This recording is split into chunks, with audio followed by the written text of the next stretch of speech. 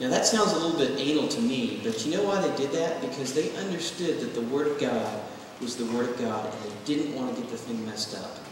They didn't want to get the thing screwed up, and they believed that so strongly.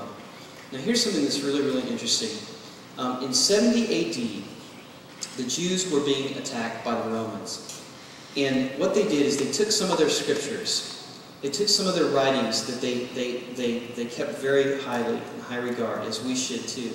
They took them and they stored them and they hid them away. What's amazing is they hid them so well that they stayed hidden for over 1,800 years. And in 1947, there was a shepherd boy, a Bedouin shepherd boy, that was walking around in the Dead Sea area. He took a rock and he threw it into a cave and he heard a crash. And he went in there to investigate and he found some jars that contained some scrolls. And of course he let some people know about it, and there is probably one of the greatest archaeological discoveries of the 20th century of what we know as the Dead Sea Scrolls. What they did is when they began to realize what these things were, they began to unearth them and take them out, begin to look at them. And they took the scrolls that had never been looked at by human eyes for over 1,000 years, and they compared them to some of the copies, some of the ancient copies that they had, and the accuracy was amazing. It was amazing how accurate and close those copies were together. Now here's something really interesting that I think is kind of fascinating. If we compare the Bible to other ancient works, other ancient texts, this is kind of what we find. How many of you in high school remember reading Homer's The Iliad or the Odyssey? That is an old ancient work, or maybe some of you that are in high school will read that. We look at the copies of that work. There were actually 643 copies of Homer's Iliad that were predating in an area, that were ancient copies. And that, for a historical piece of work, is a lot of copies. 643. Plato's Republic, there were 7 copies of that. Some works of Aristotle, there were 5. Caesar, you've heard of that guy, there were 10. Now let's look at the New Testament. The New Testament ancient copies, there were over 24,000 of them. By far and away above any work of antiquity, the Bible has more copies that speak from the historical proof of the things that were there. Now I think that's kind of ironic because we read the Iliad in high school, but we don't read the New Testament. And by far and away blows it away, even from a historical-only standpoint. It is amazing how the Word of God, how God has taken His Word and He has preserved those. Look at this, Isaiah 40, verse 8. Check this out. The grass withers and the flowers fall, but the Word of God stands forever. The Word of God, the breath of God, stands forever. Now, how many of you are like me, and when you're watching a TV show or a movie, you like to predict what the ending is going to say? Is anybody like me? And I like to be able to watch a movie and I'm like, okay, I see this, I think this is going to happen. What's that show that everybody likes to watch that's been continuing for a few years about the plane crash, and they're on the island and you don't know what's going to happen? Lost.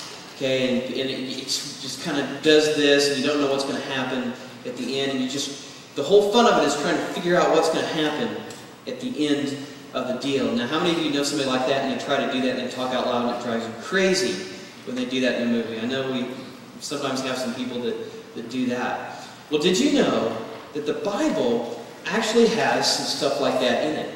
Okay, we call it prophecy.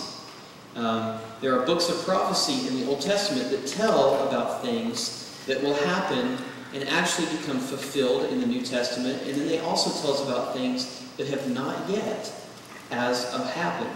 And what's fascinating is to look at that. The span from the Old Testament to the New Testament, centuries. But yet something is predicted in the Old Testament, and it comes to pass in the New Testament with incredible accuracy. We've got some of those on a video. Watch the screens and check this out. And so you can see the predictions, the prophecies in the Old Testament were filled. And it's really fascinating because there was a professor of mathematics. His name was Peter Stoner. And he and some of his students decided to figure out, what are the odds that 8 prophecies from the Old Testament to the New Testament about Christ would actually come true just by happenstance. And this is what they came up with. They figured that the odds were 1 in 10, and the 10 with 17 zeros behind it are the odds of that happening. And I don't even know what that number is, but I can tell you that is pretty amazing odds. And to make it make a little bit more sense, he said that it was like this. The odds of those things actually coming true just by happenstance, those prophecies being fulfilled about Jesus, would be similar to taking a coin and taking a Marks-a-Lot marker, putting an X on it, and taking it and putting it somewhere in the state of Texas. Anywhere in the state of Texas. Abilene, Houston, San Antonio, Dallas, McAllen, and sitting it out there and then covering the rest of the state with 2 feet deep worth of coins. The whole state. And then taking a man, blindfolding him, and sending him out there on his own, and says, okay, find the coin with the X on it. And him going down, and at the first chance, anywhere in the state, he could walk anywhere he wanted to, and pick up a coin, and that would be the one with the X on it.